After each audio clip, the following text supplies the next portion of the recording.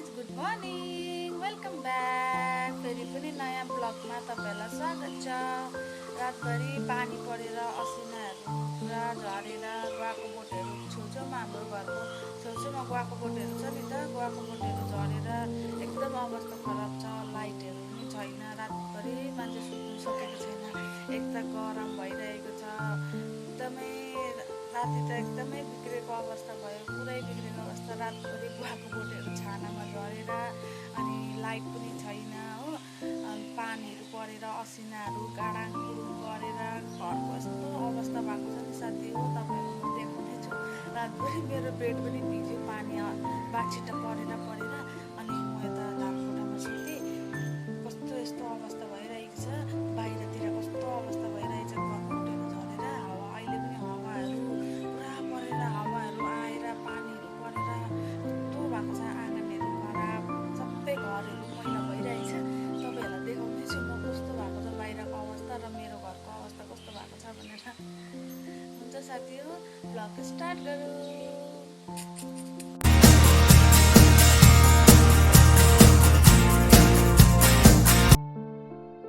गुवाको बोट झरेर हेर्नुहोस् घरमा ठोकिरहेको।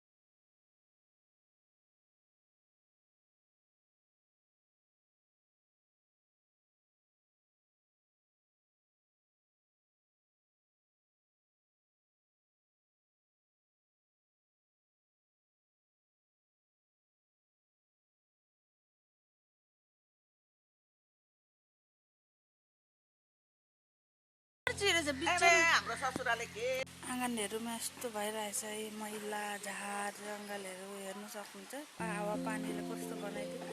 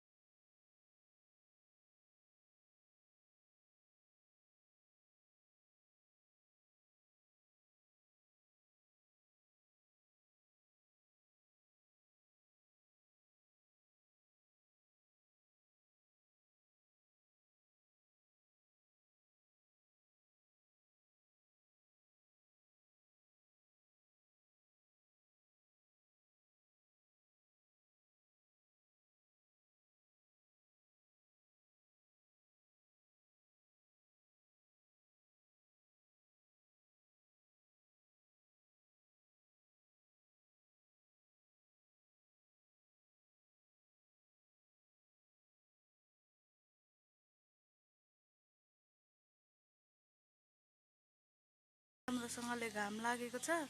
हेर्नुहोस्, लाइट त छैन। मैले घरमा चाहिँ सोलर लाइट चार्जमा हालिरहेको छु, किनभने अब सोलर लाइटले नै मोबाइल चार्ज गर्नुपर्छ नि। यो लाइट हो, हेर्न सक्नुहुन्छ, यो लाइट हो, सोलर लाइट चार्ज गर्नुपर्छ। यहाँ वायर छ, अन्त यहाँनिर नै मैले मोबाइल पनि चार्जमा हालिरहेको छु। सोलर लाइटमा लाइट छैन नि त, त्यही भएर मैले मोबाइल यहाँ चार्जमा हालिरहेको छु। यो लाइट चार्ज गरिरहेको छु। यसको सोलर